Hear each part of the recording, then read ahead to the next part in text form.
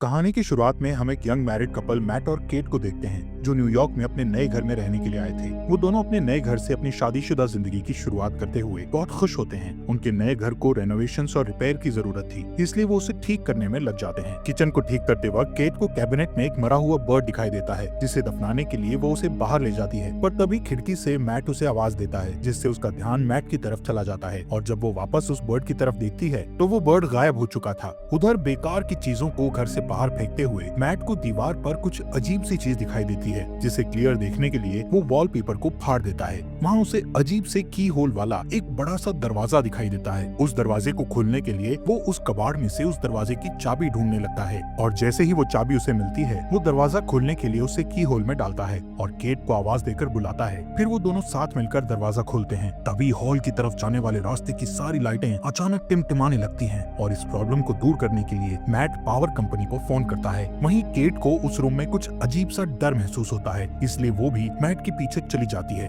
अगले दिन उनकी लाइट की प्रॉब्लम को ठीक करने के लिए पावर कंपनी से एक ऑपरेटर आता है। उसे ये देखकर हैरानी होती है कि बेसमेंट के सारे वायर्स कुछ अजीब तरीके से एक दूसरे से जुड़े हुए थे और देखने में बहुत पुराने जमाने के लग रहे थे। जब मैट उस ऑपरेटर को लाइट ठीक करने के लिए कहता है, तब ऑपरेटर उससे कहता है कि उसने आज तक इस तरह की चीजें पहले कभी नहीं देखी। वहाँ से जाने से पहले वो ऑपरेटर मैट को बताता है कि उस घर के पहले मालिक का मर्डर उसी घर में हुआ था। ये शॉकिंग न्यूज सुनकर मैट इस घर के बारे में रिसर्च करना शुरू कर देता है। एक पुराने न्यूज आर्टिकल को पढ़कर मैट को पता चलता है कि मरने वाले कपल का नाम पॉल और मैडलिन शेफर था, जबकि सस्पेक्ट की पहचान नहीं हो पाई थी और उसे जॉन नाम से पुकारा जाता था। मैट एक आर्टिस्ट था, इसलिए वो अपने स्केच पैड पर जॉन की तस्वीर बनाने की कोशिश करता है। थोड़ी देर बाद वो आराम करने के लिए मिस्टीरियस रूम में जाता है और वहाँ बैठकर एक बोतल शराब की पीकर खत्म कर देता है। लेकिन यहाँ पर उसे एक और बोतल शराब पीने की इच्छा होती है कि तभी लाइट्स टिमटिमाने लगती है और अचानक शराब की एक और बोतल उसके सामने हाजिर हो जाती है, जिसे देखकर मैट हैरान हो गया था। उस बोतल को अच्छी तरह देखने के बाद वो इस नतीजे पर पहुंचता है कि ये रूम किसी भी इच्छा को पूरी कर सकता है। दूसरी साइड लिविंग रूम की लाइट्स के टिमटिमाने की आवाज से केट की नींद टूट गई थी। वो मैट को अपने पास न देखकर उसे ढूंढने के लिए ऊपर की तरफ जाती है। वहाँ जाकर वो देखती है कि पूरा रूम नई चीजों से भरा हुआ है और उन सब के बीच मैट बहुत ही खुश दिखाई दे रहा था। वो कैट को वैन गॉग की कीमती पेंटिंग दिखाते हुए बताता है कि उस रूम में किसी भी विश को पूरा करने की ताकत है। केट इसे मैट का कोई मजाक समझकर हंसी में उड़ा देती है, पर अपने हस्बैंड की गंभीरता को देखकर वो इसे चेक करने के लिए $1000 की विश करती है। केट के मांगे हुए पैसों को मैट पूरे रूम में ढूंढता है और वो पैसे उसे मिल जाते हैं। फिर भी केट को पूरी तरह विश्वास नहीं होता है और वो दोबारा $1 मिलियन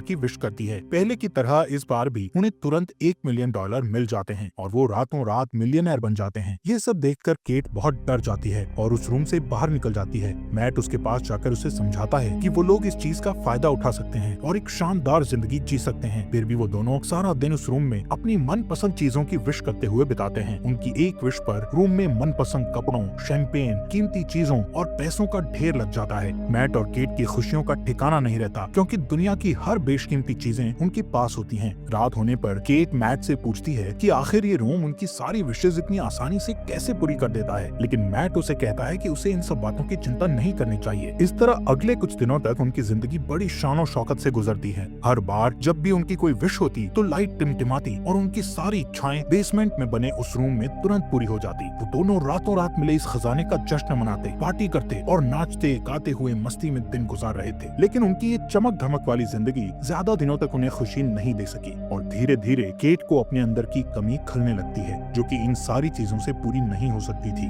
मैट को उसकी फिक्र होती है और वो उसे बच्चे का एक बेड गिफ्ट करता है, जो इस बात का इशारा था कि उन्हें बच्चे के लिए कोशिश करनी चाहिए। लेकिन केट ये देखकर खुश होने की बजाय अपसेट होकर घर से बाहर निकल जाती है, क्योंकि पहले ही उसके 2 मिसकैरेज हो चुके थे। थोड़ी देर बाद केट वापस लौटती है और उस विशिंग रूम में जाकर एक बच्चे की विश करती है। जब मैट को ये बात पता चलती है तो वो केट पर नाराज होकर कहता है कि बिना उसकी सलाह लिए उसे बच्चे की विश नहीं मांगनी चाहिए थी। इस बात पर दोनों में काफी बहस होती है। केट कहती है कि उसने ये शॉर्टकट इसलिए अपनाया ताकि मिसकैरेज या लेबर पेन की तकलीफ न झेलनी पड़े। वो कहती है कि वो दोनों इस बच्चे के साथ बहुत खुश रहेंगे, पर मैट इस बात से अग्री नहीं होता और उस बच्चे को रूम में ले जाकर उसके गायब होने की विश करने को कहता है। वो दोनों उस रूम में जाते हैं, पर केट बच्चे को गायब करने की विश नहीं कर पाती और रोते हुए बच्चा मैट के हवाले कर देती है। पर गोद में बच्चे को लेकर मैट भी इमोशनल हो जाता है और वो भी उसे गायब करने की विश नहीं कर पाता। और बच्चे को वापस केट की गोद में डाल देता है। आखिरकार दोनों बच्चे को अपने पास रखने के लिए राजी हो जाते हैं और इस तरह दोनों रातों रात पेरेंट्स बन जाते हैं। सीन शिफ्ट होता है और हम देखते हैं कि मैट की नजर अपने अधूरे ड्राइंग पर पड़ती है जिसमें वो जॉन का चेहरा बना रहा था। उसे देखकर वो फिर से अपने रिसर्च में लग जाता है और उसे पता चलता है कि वो सस्पेक्ट मर्डरर अभी भी जिंदा है और किसी साइकियाट्रिक हॉस्पिटल में मौजूद है।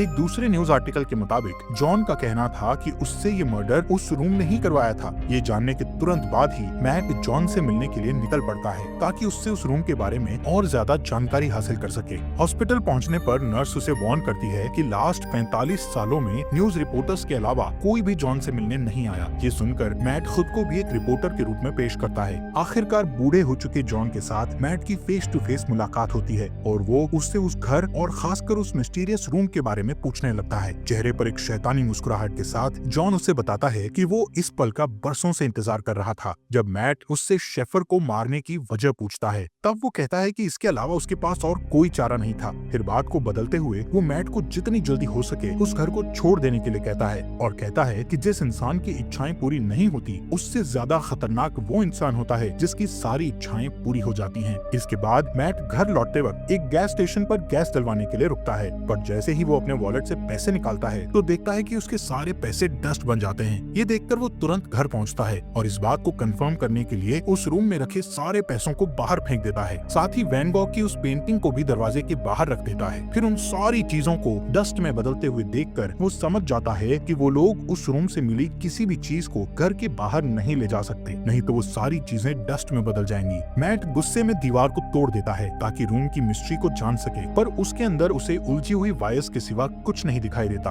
उन वायर्स को ट्रैक करना मैट के लिए नामुमकिन था। फिर वो दीवार पर लगे कुछ वॉलपेपर्स को फाड़ता है तो उसे वहाँ उस घर का मैप दिखाई देता है जिसमें उसे सारे वायर्स के कनेक्शन की जानकारी मिलती है। इसी बीच केट बच्चे को गोद में लिए बाहर की तरफ चली जाती है, पर मैट उसे ये कहकर रोक देता है कि बच्चे को बाहर ले जाना सेफ नहीं है। वो उसे असल वजह नहीं बता पाता। कुछ दिनों बाद एक दिन बच्चा किसी दर्द की वजह से जोर जोर से रोने लगता है और केट से नहीं संभलता। तब मैट उसकी हेल्प करने के लिए बच्चे को गोद में ले लेता है और उसे चुप कराने के लिए बाहर निकल जाता है। और कुछ ही सेकंड्स में वो बच्चा बड़ा होने लगता है और जब वो लोग वापस घर में घुसते हैं तो देखते हैं कि वो एक बड़ा बच्चा बन चुका था। उस रात मैट केट को बताता है कि वो रोम उनकी हर विश को पूरी कर सकता है, पर वो उसकी दी हुई चीजों को घर से बाहर नहीं निकाल सकते, वरना वो चीजें पुरानी होकर डस्ट में बदल जाएंगी। ये सुनकर केट को बहुत दुख होता है और वो कहती है कि उनका बच्चा कोई सामान नहीं है जिसे वो लोग बाहर नहीं ले जा सकते। उसे अपने बच्चे से बहुत लगाव होता है। वो उसे अपना बेटा ही मानती है और उसका नाम शेन रखती है। अगले कुछ दिनों तक केट शेन को घर पर ही पढ़ाती है और उसे समझाती है कि वो घर के बाहर नहीं जा सकता क्योंकि बाहर डेंजरस जर्म्स हैं जो उसे नुकसान पहुंचा सकते हैं। एक दिन जब केट उसे पढ़ा रही होती है तो वो बाहर जाने की जिद करने लगता है। वो कहता है कि उसने जिंदगी में एक बार भी घर के बाहर कदम नहीं रखा। उसे घर के अंदर सिर्फ दीवारें देखना अच्छा नहीं लगता था, लेकिन केट उसकी सेफ्टी के लिए उसे बाहर नहीं जाने दे सकती थी। इसलिए वो हर बार घर के अंदर आते और घर से बाहर जाते समय दरवाजे पर ताला लगा दिया करती थी ताकि शेन गलती से बाहर कदम ना रख सके। एक दिन उसे मैट का ऑर्डर दिया हुआ एक पैकेज मिलता है तो वो उसे लाकर मैट को दे देती है, पर गलती से फ्रंट डोर लॉक करना भूल जाती है। मैट को पार्सल के अंदर एक ब्रांड न्यू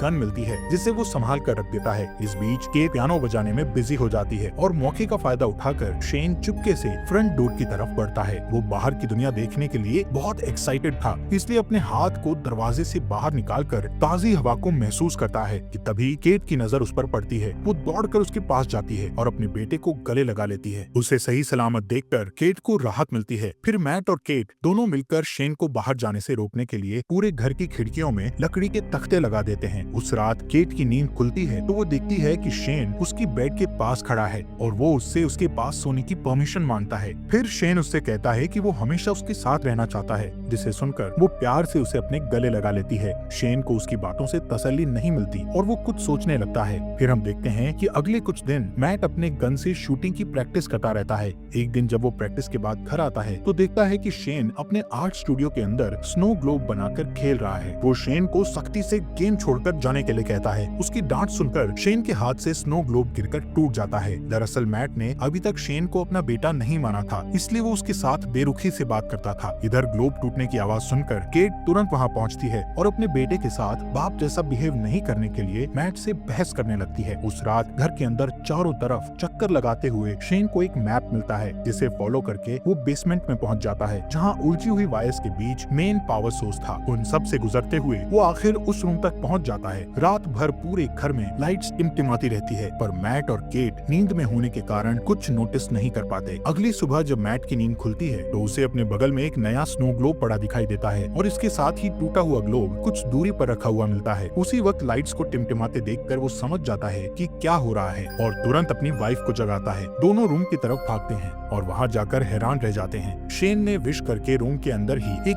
बड़ा सा आउटडोर एरिया क्रिएट कर लिया था। अब वहाँ रूम की बंद छत और दीवारों की जगह खुला आसमान और एक बहुत बड़ा फॉरेस्ट था जहाँ शेन स्नोमैन बनाने में बिजी था। केट अपने बेटे की बनाई हुई शानदार दुनिया को देखकर खुशी से इमोशनल हो जाती है और उसके साथ खेलने लगती है, जबकि मैट को बहुत गुस्सा आता है और वो उसे हाथ पकड़कर वापस घर के अंदर ले आता है। इस घटना से दोनों के बीच शेन को रूम में जाने और खेलने देने की बात पर बहस होने लगती है। मैट कहता है कि ये खतरनाक हो सकता है, पर केट को ऐसा नहीं लगता। उनकी बहस चलती रहती है कि तभी फोन की घंटी बजती है और परमिशन नहीं होने के बावजूद शेन फोन उठा लेता है, पर जल्दी ही मैट उससे फोन छीनकर खुद बात करने लगता है। दूसरी तरफ जॉन की आवाज सुनकर उसे हैरानी होती है। शेन से बात करके जॉन को पता चल चुका था कि उन लोगों ने एक बच्चे की विश की थी। उधर किचन में रखे एक दूसरे फोन से केट उन दोनों की सारी बातें चुपके से सुन लेती है। जॉन उससे कहता है कि शेन को बाहर की दुनिया में आजादी से घूमने देने के लिए उसे केट की जिंदगी की कुर्बानी देनी पड़ेगी, यानी जब केट मर जाएगी तो शेन पूरी तरह से आजाद हो जाएगा और एक नॉर्मल इंसान की तरह जी सकेगा। फिर उसकी उम्र भी नॉर्मल इंसान की तरह ही बढ़ेगी। वो मैट को ये राज भी बताता है कि वो भी रूम का ही दिया हुआ एक बच्चा था। तब उसकी माँ ने उसके बाप को मार डाला था और उसे बड़ा करके खुद को मारने के लिए कहा था ताकि उसका बेटा आजाद हो सके। फिर वो मैट से कहता है कि उसके पास दो ऑप्शंस हैं, या तो वो केट को मारकर शेन को बचा सकता है या फिर शेन को मारकर केट को बचा सकता है। ये सारी बातें सुनकर केट को बहुत दुख होता है और वो घर छोड़कर चली जाती है, जिससे मैट को उसकी फिक्र होने लगती है। केट खुद को मारने के लिए अपनी कार का एक्सीडेंट करना चाहती थी, पर वो ऐसा नहीं कर पाती। इधर घर पर शेन के साथ मैट का बिहेवियर पागलों जैसा हो जाता है और वो उसकी सारी चीजें फेंक देता है, यहाँ तक कि उसका स्टूडियो तक तहस नहस कर डालता है। फिर थोड़ी देर बाद वो शेन के लिए डिनर तैयार करता है, जो कि कुछ दूर रखे डाइनिंग टेबल पर बैठा होता है। शेन उससे ढेर सारे सवाल पूछने लगता है, जिससे चिढ़कर वो शेन को बता देता है कि वो उनका असली बेटा नहीं है और ना ही उसके कोई पेरेंट्स हैं। इतना ही नहीं, वो गुस्से में आकर शेन को फ्रंट डोर से बाहर निकाल देता है, पर शेन डरकर वापस ऊपर चला जाता है। कुछ ही देर में मैट को अपनी गलती का एहसास होता है और वो शेन के रूम में जाकर उससे माफी मांगने लगता है। फिर शेन उसे स्टोरी पढ़कर सुनाने को कहता है और सारी रात वो दोनों साथ में सोते हैं। जब केट वापस घर लौटती है तो उन दोनों को एक साथ सोते देखकर उसे बहुत अच्छा लगता है। उस रात मैट और केट दोनों इंटीमेसी में बिजी होते हैं कि शेन छुप कर उन्हें देख लेता है। फिर वो उनके सोने का इंतजार करता है और जैसे ही वो सोते हैं शेन चुपके से फ्रंट डोर की चाबी चुरा लेता है। अगले दिन सुबह मैट और केट फ्रंट डोर को खुला देखकर समझ जाते हैं कि शेन बाहर गया होगा। तभी घर के एक अलग हिस्से में शेन को देखकर दोनों हैरान हो जाते हैं, क्योंकि शेन अब जवान हो चुका था, लेकिन उसका दिमाग अभी भी बच्चों जैसा था। वो अपने पेरेंट्स की तरफ गन पॉइंट करके उन्हें धमकाता है तो केट उसे समझाने की कोशिश करती है। इसी बीच मैट शेन के ऊपर कूद पड़ता है और दोनों में फाइट होने लगती है। उधर केट उनकी लड़ाई की वजह से जमीन पर गिरकर बेहोश हो जाती है। कुछ देर बाद मैट उसे जगाते हुए बताता है कि शेन को गलती से गोली लगने के कारण वो मर गया। इस खबर से दुखी होकर केट रोते हुए घर से बाहर निकल जाती है। मैट उसे तसल्ली देकर वापस घर में ले आता है, जहाँ अभी भी वो उदास रहती है। उधर दूसरे रूम में जहाँ उनकी फाइट हुई थी, असली मैट होश में आ जाता है और पूरे घर में अपनी वाइफ की तलाश करता है कि तभी लाइट्स को फिर से टिमटिमाते देखकर वो डरते हुए उस रूम की तरफ जाता है। उसे पूरा यकीन था कि केट और उसकी शक्ल में शेन अंदर ही होगा। इधर केट को बिल्कुल भी खबर नहीं थी कि उसके साथ बैठा हुआ आदमी मैट नहीं शेन है, पर जल्दी ही उसे शेन के आइस खाने की हैबिट से पता चल जाता है कि वो मैट नहीं बल्कि उसकी शक्ल में शेन है। उधर असली मैट अंदर जाने के लिए पूरी ताकत लगाकर दीवार को तोड़ने की कोशिश करता है। आखिर सारे वायर्स को पार करके वो उस रूम तक पहुंच जाता है, जो कि अब एक जंगल था जहां ढेर सारे ऊंचे ऊंचे पेड़ थे। वहां जाकर मैट को पता चलता है कि शेन ने रूम का यूज करके उस जगह को काफी बड़ा कर लिया था और वहां उन्हीं के जैसा एक डुप्लीकेट घर भी बना लिया था। वो ये भी समझ चुका था कि शेन ने उसका रूप केट को किडनैप करके उस डुप्लीकेट घर में रखने और अकेले में उसके साथ फिजिकल होने के लिए किया था। ये ख्याल आते ही अपनी बीवी को वापस पाने के लिए मैट उस जंगल में दौड़ते हुए फाइनली उस डुप्लीकेट घर के अंदर पहुंच जाता है, जहां शेन केट के साथ जबरदस्ती करने की कोशिश कर रहा होता है। मैट को अंदर आते देखकर शेन फिर से लड़ाई के लिए तैयार हो जाता है। इधर मौका पाकर केट उठकर भागने ही वाली होती है कि हॉलवे में दो मैट को लड़ते हुए देखकर वो ठिठक जाती है। दोनों में इतनी समानता थी कि वो असली और नकली के बीच पहचान नहीं कर पाती। अचानक एक मैट उसके हाथ को पकड़ लेता है पर वो उसे धक्का देकर खुद को छुड़ा लेती है और शेन का नाम पुकारती है। वो अपना नाम सुनकर उसकी तरफ देखता है पर उसके धक्के से गिरकर बेहोश हो जाता है। जमीन पर गिरते ही वो अपने असली रूप में आ जाता है। इधर मैट और केट रूम से बाहर निकलने की कोशिश करते हैं पर निकल नहीं पाते क्योंकि शेन ने रूम से उनके उसी घर में फंसे रहने की विश मांगी हुई थी। लाख कोशिशों के बाद भी जब वो लोग घर से नहीं निकल पाते तो मैट रुक जाता है और वहाँ से निकलने के लिए कोई उपाय सोचने लगता है कि अचानक फिर से वहाँ शेन आ जाता है और मैट को चाकू घोंपकर मार डालता है। फिर वो केट को समझाने की कोशिश करता है पर तभी उसे एहसास होता है कि वो दरअसल उनके क्लोन थे, जबकि असली मैट और केट दौड़कर रूम के बाहर जंगल की तरफ भागते हैं और उन्हें पकड़ने के लिए शेन भी उनके पीछे भागता है। मैट और केट के चकमा देने की वजह से वो और भी ज्यादा गुस्से में होता है। असली घर में पहुंचते ही शेन मैट पर अटैक कर देता है पर मैट उसे अपने साथ खींचकर घर के बाहर ले आता है। अपनी जान को खतरे में देखकर शेन वापस दरवाजे की तरफ भागता है पर उसके अंदर घुसने से पहले ही केट दरवाजा बंद कर लेती है। शेन मम्मी कहकर उसको पुकारता है और केट घर के अंदर से उसे बूढ़ा होते हुए देखती रहती है। धीरे धीरे उसकी बॉडी गलने लगती है और अंत में वो डस्ट में बदल जाता है। उसकी गलतियों के बावजूद केट उसकी मिट्टी को हाथ में लेकर बहुत रोती है क्योंकि उसने उसे अपना बेटा मानकर काफी समय उसके साथ बिताया था। फिर मैट उसके पास आता है और दोनों एक दूसरे को गले लगाकर अपना दर्द कम करने की कोशिश करते हैं। फिर सीन शिफ्ट होता है और हम देखते हैं कि 1 महीने बाद वो एक छोटे से घर में सेटल हो जाते हैं और सुकून से रहने लगते हैं। पर थोड़े ही दिनों बाद केट डरते हुए अपना प्रेगनेंसी टेस्ट करती है और रिपोर्ट पॉजिटिव आती है। वो बहुत उलझन में दिखाई देती है क्योंकि उसे पता नहीं होता कि वो बच्चा मैट या शेन में से किसका है। हालात पहले से बेहतर होने के बावजूद उसे लगता है कि वो अभी भी उस रूम में है क्योंकि लाइट्स फिर से टिमटिमाने लगी थी। इस स्टोरी में हमें दिखाया जाता है कि मैट और केट रूम की दी हुई दौलत के नशे में पूरी तरह से अंधे हो जाते हैं। विशेष पूरी करने की जादुई शक्ति के मिलने से वो अपनी ख्वाहिशों के मामले में कुछ ज्यादा ही लापरवाह हो जाते हैं। यहाँ तक कि कई मिसकैरेज होने के बाद भी वो रूम से रेडीमेड बच्चे तक की ख्वाहिश कर बैठते हैं। उनके नए अपार्टमेंट में लाइट्स के टिमटिमाने से ये कंफ्यूजन बना रहता है कि या तो वो अभी तक उस मिस्टीरियस रूम में है या बिल्डिंग के कंस्ट्रक्शन में कोई गड़बड़ी है। ठीक उसी तरह केट की प्रेगनेंसी भी एक कंफ्यूजन रहती है कि वो बच्चा मैट या शेन में से किसका है, क्योंकि उस घटना से 1 दिन पहले मैट और केट के बीच इंटीमेसी होती है और उस डुप्लीकेट घर में शेन भी उसे सेक्सुअली असॉल्ट कर चुका होता है। इस तरह ये कहानी न सिर्फ विश पूरा करने वाले रूम के इर्द गिर्द घूमती है बल्कि ये सवाल भी छोड़ जाती है कि आखिर केट के पेट में पलने वाले बच्चे का बाप कौन है, मैट या शेन। दोस्तों, हमारे चैनल को सब्सक्राइब करना मत भूलना।